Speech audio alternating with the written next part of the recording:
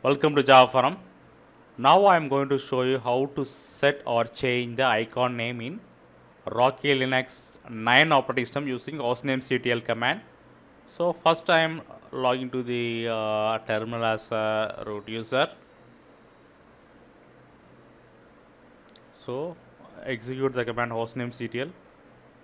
So here you can see that some icon name is already there. Okay, so you can modify this icon name as per your requirement or needs. Okay, so this is the command hostnamectl space set hyphen icon name.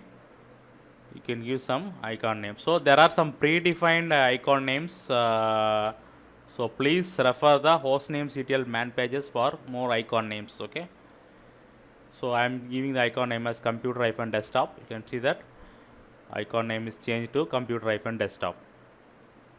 So I am putting back as computer VM itself, so that icon name will be computer VM. So this is the way you need to set or change icon name in Rocky Linux 9 operating system using hostnamectl command.